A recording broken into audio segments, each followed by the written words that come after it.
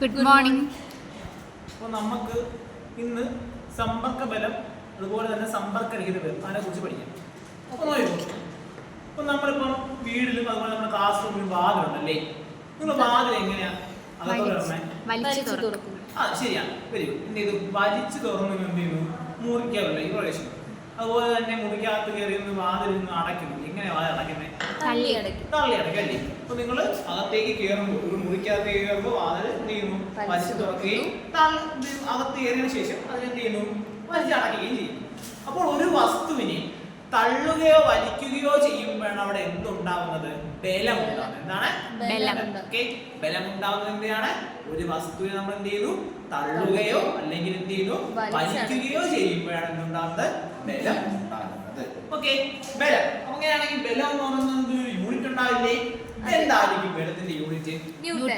Newton. വളരെ ശരിയാണ്, newton ആണ്. ന്യൂട്ടൺ ആണ് എന്ത്? ബലത്തിന്റെ യൂണിറ്റ്. ബലത്തിന്റെ യൂണിറ്റ് എന്താണ്? ബലം.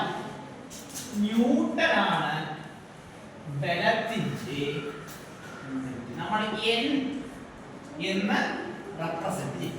N എന്നാണ് നമ്മൾ എന്ത് ചെയ്യുന്നത്? ന്യൂട്ടന്റെ N എന്നാണ് നമ്മൾ കാണിക്കുന്നത്. ഓക്കെ, ഇനി നമുക്ക് എന്ത് ചെയ്യാം? നമുക്ക് ചുറ്റും ഈ നടക്കുന്ന ബലത്തിന്റെ 2-3 ഉദാഹരണങ്ങൾ നമുക്ക് നോക്കാം. നോക്കിയേ, ഇതെന്തുവാ? കിണറ്റിൽ നിന്ന് വെള്ളം കോരുന്നതല്ലേ? അതെന്തിന് ഉദാഹരണമാണ്? ഈ പറഞ്ഞ ബലം കൊടുക്കുന്നതിന് ഉദാഹരണമാണ്.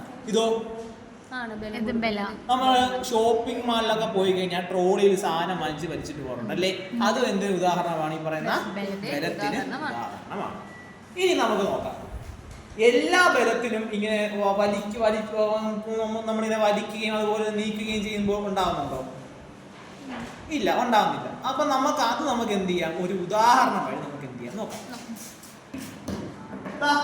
ഇതൊരു ഇരുമ്പ് കഷ്ണമാണ് അല്ലേ? ഒരു ഇരുമ്പ് കഷ്ണം. ഇതെന്തോന്നാണ്? ഒരു കാന്തവുമാണ്.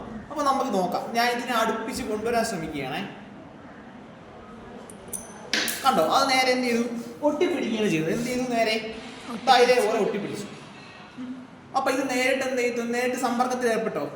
ഇല്ല അല്ലെ? നേരിട്ട് എന്ത് ചെയ്തില്ല? സമ്പർക്കത്തിൽ ഏർപ്പെടുത്തില്ല. അങ്ങനെയുള്ള ബലമാണ് സമ്പർക്ക ബലവും സമ്പർക്കരഹിത ബലവും. എന്താണ്? സമ്പർക്ക ബലവും സമ്പർക്ക ബലം